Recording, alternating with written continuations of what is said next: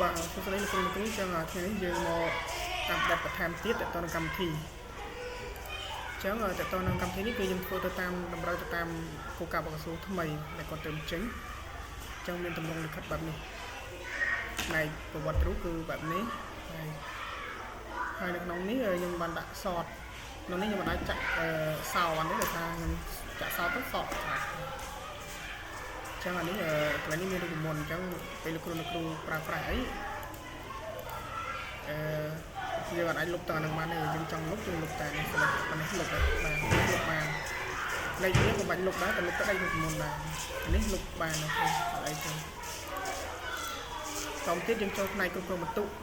នេះគឺខ្ញុំបានហើយគ្រប់ខែហើយនៅក្នុងតែឆមាសប្រចាំឆ្នាំទី2ទេអញ្ចឹងមើលមានការអាប់ដេតអីខ្លះបាទនេះទៅតក្បាលកិច្ចការអាប់ដេតហើយតម្រង់តារាងនេះគឺខ្ញុំអាប់ដេតដែរមុខជារងខ្មែរដាក់គណិតដាក់ប៉ុន្តែវិទ្យាសាស្ត្រអត់មានដាក់ទេអានេះដូចជាត្រូវនៅក្នុងគោលការណ៍ជីកដែរអញ្ចឹងយើងអាចប្រើប្រាស់បានប៉ុន្តែគាត់ថាសម្រាប់អ្នកទី6ទីអីគឺយើងទៅរកជុំពាក្យវាដែរដោយសារតែក្នុងអ្នកទី6ក៏មានភូមិប្រវត្តិអីចឹងណាប៉ុន្តែនៅក្នុងនេះគេដាក់តែសាសង្គមមកទេអញ្ចឹងនៅក្នុងគោលការណ៍ណែនាំរបស់ក្រសួងថ្មីនេះគឺគេដាក់បែបហ្នឹងអញ្ចឹងខ្ញុំដាក់តាមនេះហើយនេះអត់ប្រមាណរាប់អីទៀតទេគឺខ្ញុំដាក់ឲ្យវារាប់អូតូអស់ហើយមុខងារផ្សេងៗទៀតគឺវានៅដដែលទេទៅតនឹងសត្វចំណាត់ថ្នាក់គឺខ្ញុំដាក់ត្រាងដដែលទេ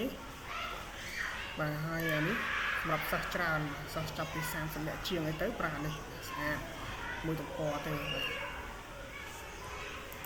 ហើយចឹងគ្រប់ខែទាំងអស់គឺយើងបានអាប់ដេតរាល់ហើយមានតារាងកិត្តិយសបាទតារាងកិត្តិយសមានពីរប្រភេទតាមខែគឺខ្ញុំបានដាក់ចន្លោះគ្នាអញ្ចឹងគ្រូអាចប្រើប្រាស់បានហើយសម្រាប់ឆមាសក៏អាប់ដេតដែរហើយយើងមើលមានក្បាលតារាងគឺផ្សេងគ្នាតែយើងដាក់តាមគោលការណ៍របស់ក្រសួងទាំងស្រុងតែម្ដងចឹងនេះមាននីតិតាមផ្នែកទៀតហើយនីតិតាមផ្នែកនេះខ្ញុំអាចចងបានត្រឹមតែចំណេះដឹងហើយនឹងបំណិននេះបំណិននឹងរបស់ធ្វើទៅដោយសារការវាតម្លៃហើយនឹងសាមគ្គីនេះគ្រូត្រូវដាក់ដល់ខ្លួនឯងនីតិហ្នឹងមានតែ5នីតិទេមានល្អណាស់ល្អបង្គួរមកជុំហើយខ្សោយទេប៉ុណ្ណឹងអញ្ចឹងគ្រូត្រូវជ្រើសរើសដាក់ខ្លួនឯងបើខ្ញុំចងទៅវាអត់មានកន្លែងដែលត្រូវចងគឺទៅនឹងវាតម្លៃសិលធម៌អីអាហ្នឹងតើយើងមើលតខ្លួនឯងអាចមើលតាមរយៈការរៀនឬការអីបានទេតើមើលចេញតាមរយៈការសម្ដែងរបស់សិស្សអញ្ចឹងសាមគ្គីនេះទៅនឹងការពលកម្មការអីផ្សេងៗនេះគឺយើងត្រូវមើលដែរ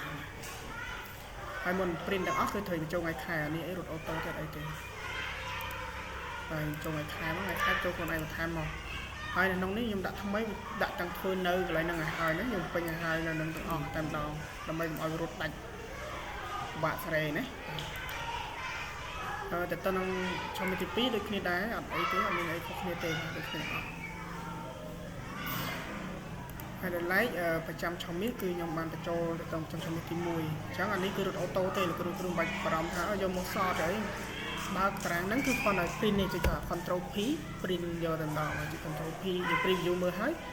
ដល់សិន print យកតែប៉ុណ្ណឹងទេអញ្ចឹងយើងនៅសល់បន្ទុកប្រចាំឆមាសលើកទី2ផ្នែកគ្រប់គ្រងវត្តមាននេះគឺយើងអត់តបានធ្វើដែរស្អាតទេអញ្ចឹងយើងនៅសល់ច្រើនដែរហើយមួយទៀតតទៅនឹងផ្សេងគឺខ្ញុំអត់តបានដែរដោយសារតែ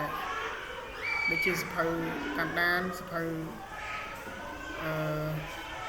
ប្រតិបត្តិទុកតទៅនឹងអីហ្នឹងគឺសម្រាប់តបានបញ្ចូលទេអញ្ចឹងរឿងនៅច្រើនក៏សំដែរ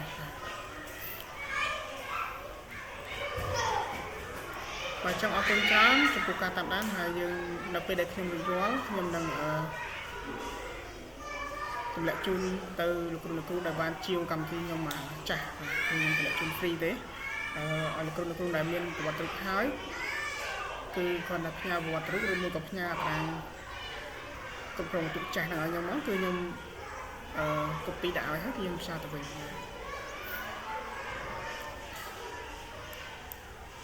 អានេះសម្រាប់អ្នកដែលត្រូវការថ្មីណាតែបើសិនជាអាចាស់ហ្នឹងវាយើងត្រូវការច្រើនដោយសារវាមានមុខងារផ្សេងគ្នាអញ្ចឹងអរគុណច្រើន